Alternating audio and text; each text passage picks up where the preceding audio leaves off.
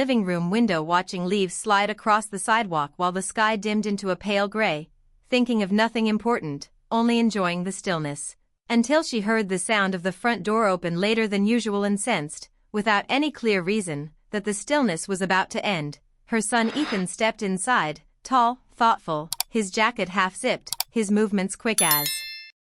if he wanted the moment to pass, and he smiled at her, but the smile felt practiced, thin, not the easy one she knew, and Margaret noticed it instantly because mothers always do, especially mothers who have raised a child alone through grief and growth, teaching him values not with lectures but with presence, patience, and example. Ethan had returned home after college only 3 months earlier, saying he needed time to figure out his next step, and Margaret had welcomed him without question.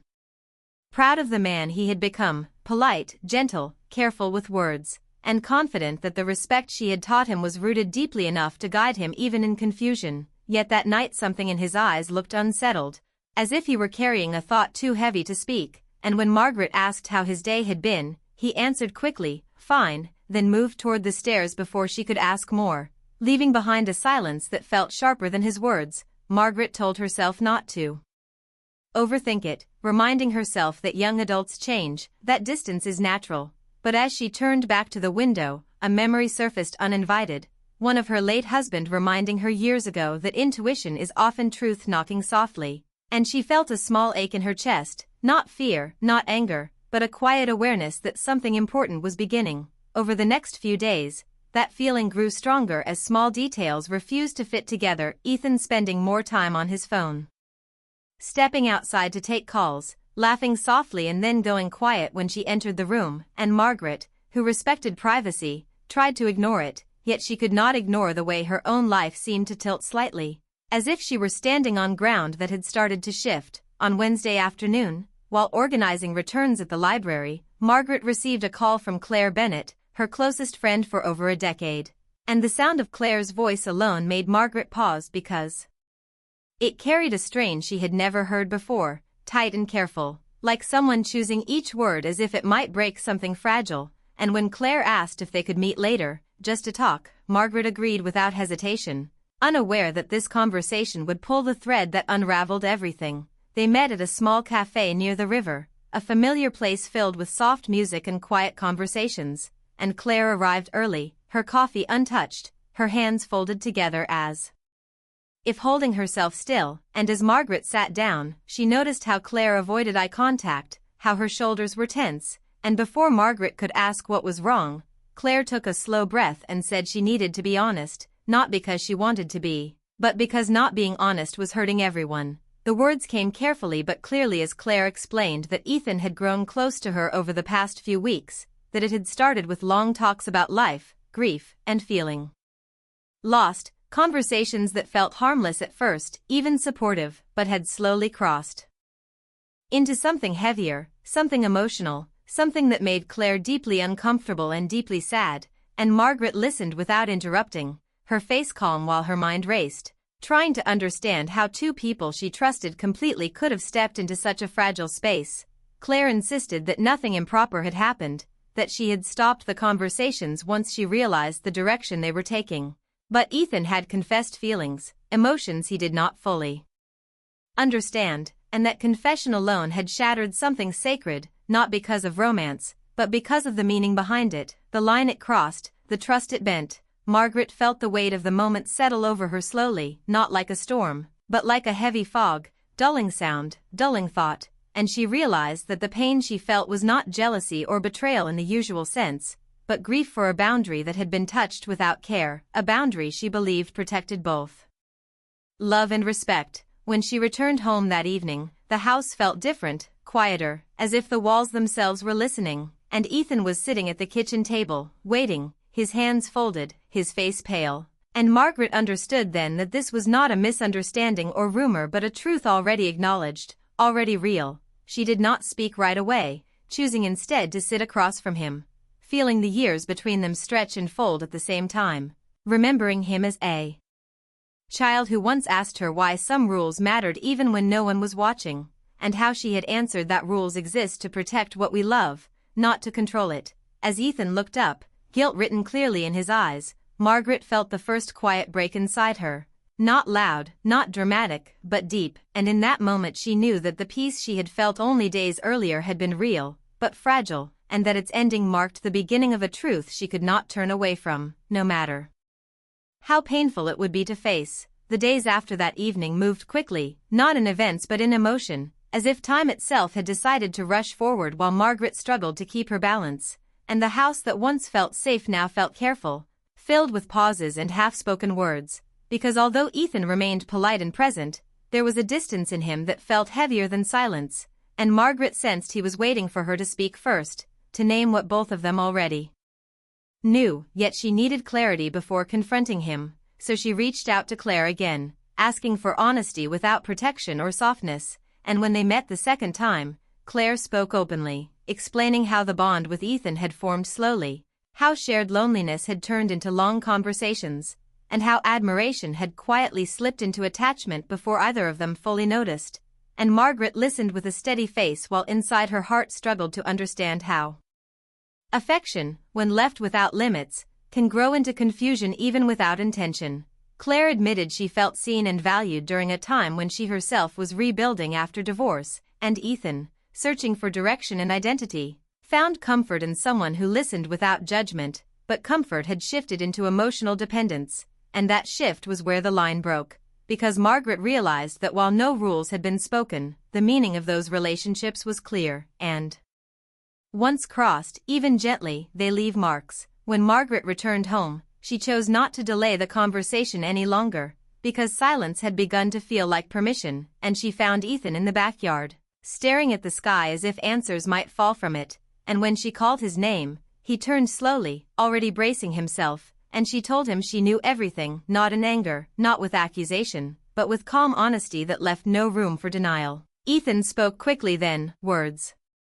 spilling out in confusion, explaining that he never planned for feelings to grow, that he felt lost after college, unsure of who he was or where he belonged, and that talking to Claire had made him feel understood in a way he hadn't felt in a long time, and Margaret listened without interrupting, even as each sentence landed like a small wound, because what hurt most was not his feelings but his lack of awareness about what those feelings meant. She told him that emotions are not wrong, but following them without wisdom can cause harm, especially when they reach into spaces meant to be protected by respect and restraint, and Ethan lowered his head, finally seeing that this was not about romance or age, but about trust, roles, and responsibility, things he had been taught but had failed to recognize in the moment. As they talked, the conversation moved fast and deep, cutting through excuses and landing on truth, and Margaret explained that sacred lines are often invisible, yet they exist to preserve dignity for everyone involved, and crossing them, even without physical action, can break bonds that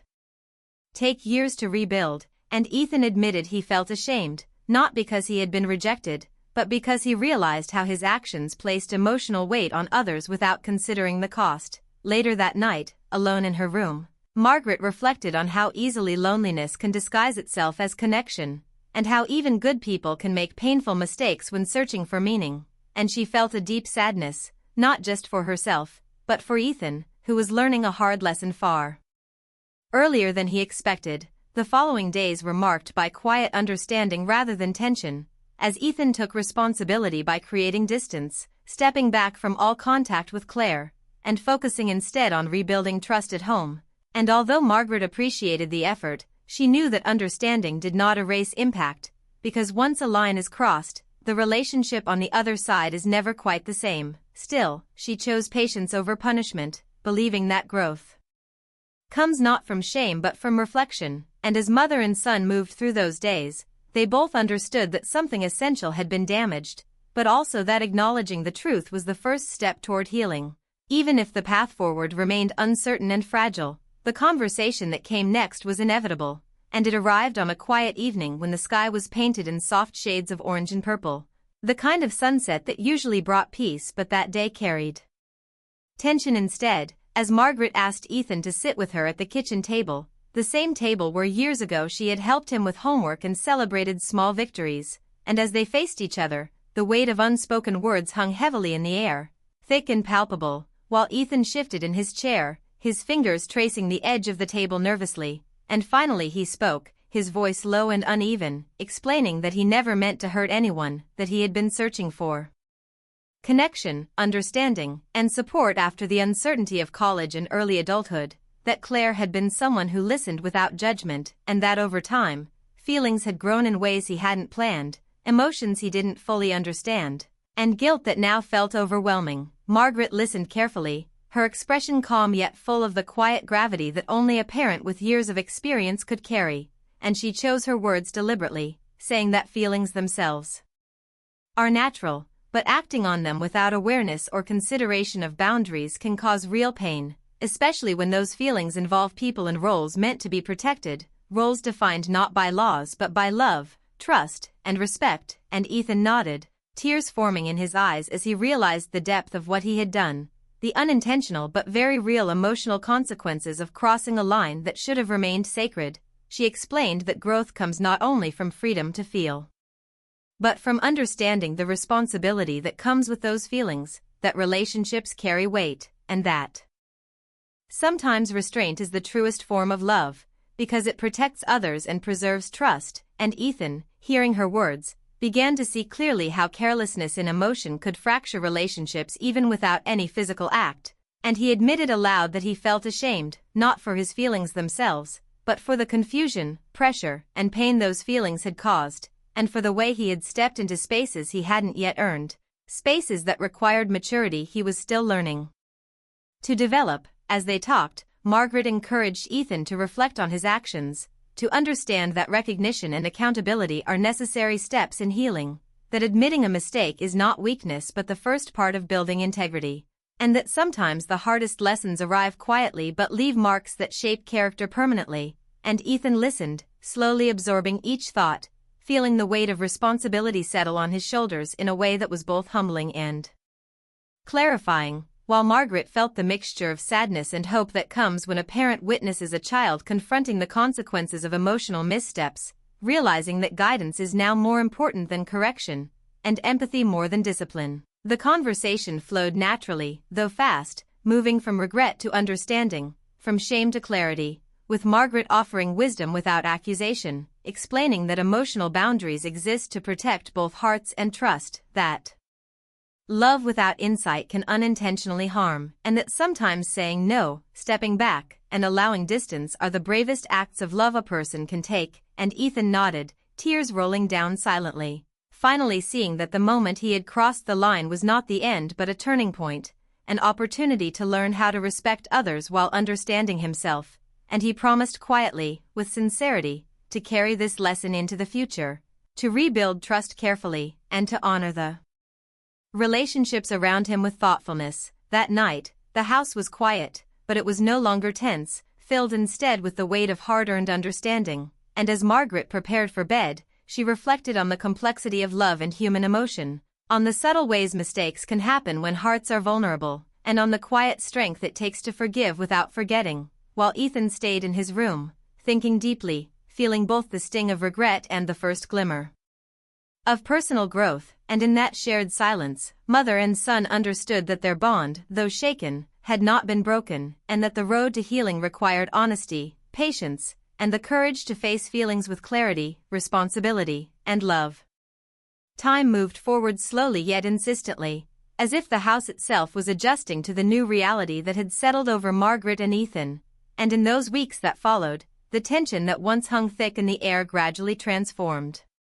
into quiet reflection, not through grand gestures but through small, deliberate choices that spoke louder than words. Claire had moved to another city, creating necessary distance to heal her own heart and avoid further confusion, and Ethan, now acutely aware of the boundaries he had crossed, took steps to rebuild both trust and his own sense of self, finding work at a local bookstore, focusing on routines, and spending time outdoors to clear his mind, while Margaret observed him with a mix of concern, relief, and cautious hope, understanding that growth is often invisible in its early stages, seen only in consistency, effort, and the subtle ways a person learns to carry responsibility without complaint. Their conversations became different, no longer about small daily matters or casual news, but about emotions, choices, and life, about what it means to care for someone while respecting limits. And Margaret gently guided him, offering advice without judgment, reminders about empathy, patience, and the importance of thinking before acting, knowing that the lessons he learned now would shape the man he was becoming, and that trust, once bent, could only be restored through honesty, humility, and time. Ethan, in turn, reflected constantly on the past, acknowledging the mistake not with bitterness or self-pity, but with clarity, accepting that the feelings he had harbored were natural yet misplaced, and that understanding their consequences was essential for moving forward. And he began to notice the small victories in restraint, the quiet pride in making decisions guided by respect rather than impulse, and the deepening bond with his mother that came not from avoidance but from facing difficult truths together, sharing moments of laughter, honesty, and insight that strengthened their connection in ways neither could have predicted. Margaret herself found healing in the process, realizing that parenting is less about perfection and more about presence, patience, and guidance, and that love can survive mistakes when combined with forgiveness, communication, and wisdom. And she allowed herself to feel hope again, trusting that boundaries, once respected, could create stronger foundations for both their futures, while also acknowledging that pain leaves its mark, and that remembering it serves as a compass for choices ahead. Over time, the home that had felt tense and fragile began to regain warmth, with Ethan taking initiative in household routines, conversations becoming more natural, and moments of shared humor and understanding returning. And yet, both knew that the lesson of crossing that sacred line would remain, a quiet memory etched into their shared story, shaping how they approached relationships, trust, and emotional intimacy in the future, teaching them that love is not just about closeness but about respect, restraint, and the courage to do what is right even when it is hard. By the end of these months, Ethan had grown visibly, carrying himself with a maturity that reflected both the mistakes he had faced and the wisdom he had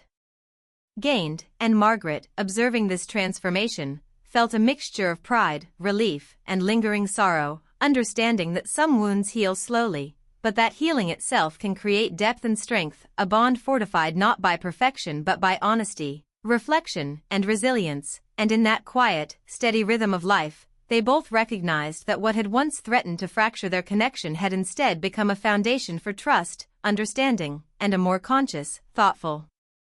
love, one that could endure challenges, temptations, and misunderstandings with patience, empathy, and the unwavering commitment to protect what truly matters, proving that even after pain, growth and healing are possible when guided by honesty, accountability, and care.